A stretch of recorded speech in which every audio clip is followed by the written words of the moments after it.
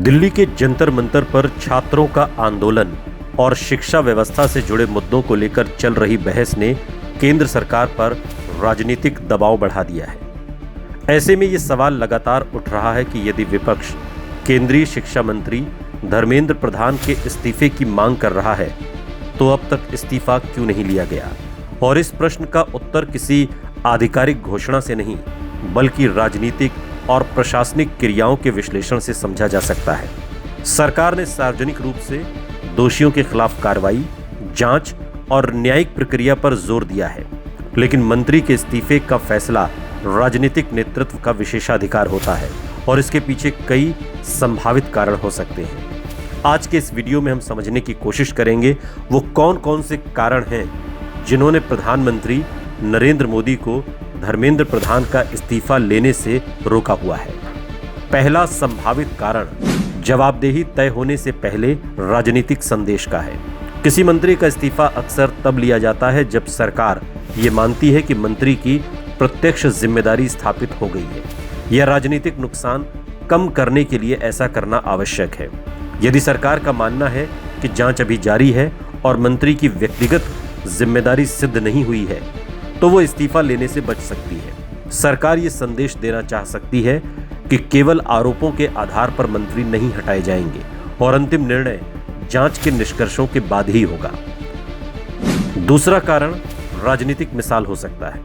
यदि किसी बड़े विवाद के शुरुआती चरण में मंत्री से इस्तीफा लिया जाता है तो भविष्य में अन्य मामलों में भी विपक्ष इसी तरह की मांगों को और अधिक मजबूती से उठा सकता है।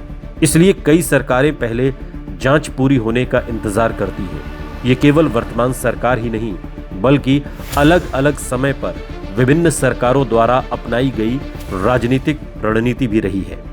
तीसरा संभावित कारण सरकार की स्थिरता और नेतृत्व पर विश्वास का संदेश है।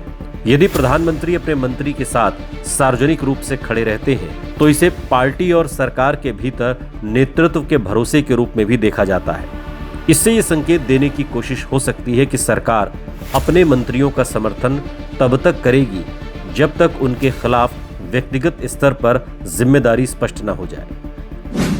चौथा कारण विपक्ष को राजनीतिक बढ़त न देना भी हो सकता है।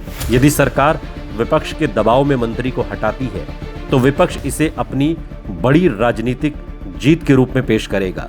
इसलिए सरकार ये रणनीति अपना सकती है कि विपक्ष की मांगों के बजाय जांच और संस्थागत प्रक्रिया के आधार पर फैसला लिया जाए। पांचवा कारण जांच एजेंसियों की प्रक्रिया है। यदि मामले की जांच केंद्रीय एजेंसियों या अन्य संस्थाओं द्वारा की जा रही हो तो सरकार ये तर्क दे सकती है कि पहले जांच पूरी होने दी जाए, इसके बाद ही जवाबदेही तय होगी। ऐसे मामलों में सरकारें अक्सर ये कहती हैं कि दोषियों पर कार्रवाई होगी, लेकिन किसी व्यक्ति के खिलाफ कार्रवाई तथ्यों और जांच रिपोर्टों के आधार पर होगी। छठा कारण चुनावी राजनीति भी हो सकता है। किसी मंत्री का इस्तीफा केवल प्रशासनिक निर्णय नहीं होता बल्कि उसका राजनीतिक संदेश भी जाता है। यदि सरकार को लगता है कि इस्तीफा विपक्ष के आरोपों को सही ठहराने जैसा संदेश देगा तो वो इससे बचने की कोशिश कर सकती है। वहीं यदि सरकार को भविष्य में लगे कि राजनीतिक नुकसान बढ़ रहा है तो इसकी रणनीति बदल भी सकती है। सातवां कारण मंत्री की संगठनात्मक और राजनीतिक भूमिका होती है। धर्मेंद्र प्रधान लंबे समय से बीजेपी के प्रमुख नेताओं में रहे हैं और संगठन और चुनावी रणनीति में उनकी भूमिका महत्वपूर्ण मानी जाती रही है। ऐसे में नेतृत्व उनके अनुभव और राजनीतिक उपयोगिता को भी ध्यान में रख सकता है। हालांकि ये केवल राजनीतिक विश्लेषण है क्योंकि इस पर सरकार की ओर से ऐसा कोई आधिकारिक कारण सार्वजनिक नहीं किया गया है।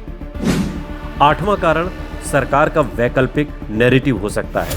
सरकार लगातार ये कह सकती है कि उनकी प्राथमिकता दोषियों के खिलाफ कार्रवाई, परीक्षा प्रणाली में सुधार और छात्रों को न्याय दिलाना है।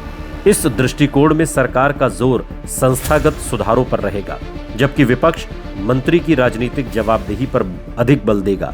यही कारण है कि दोनों पक्ष इस मुद्दे को अलग अलग नजरिए से प्रस्तुत कर रहे हैं।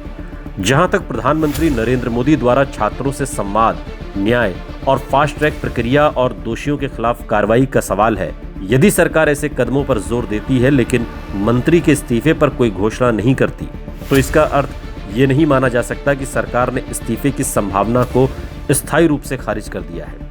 इसका अर्थ केवल इतना हो सकता है कि फिलहाल सरकार की प्राथमिकता जांच और प्रशासनिक कार्रवाई को आगे बढ़ाना है, धर्मेंद्र प्रधान का इस्तीफा नहीं।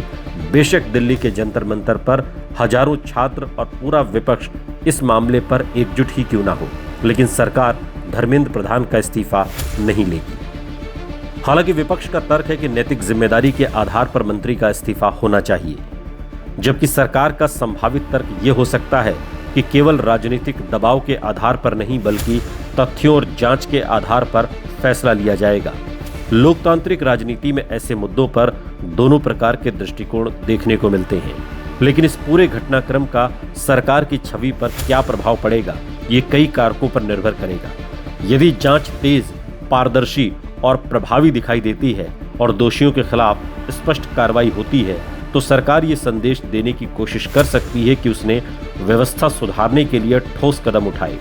वहीं यदि छात्रों का असंतोष लंबे समय तक बना रहता है और विपक्ष इस मुद्दे को लगातार राजनीतिक रूप से प्रभावी बनाए रखता है, तो ये सरकार के लिए राजनीतिक चुनौती भी बन सकता है।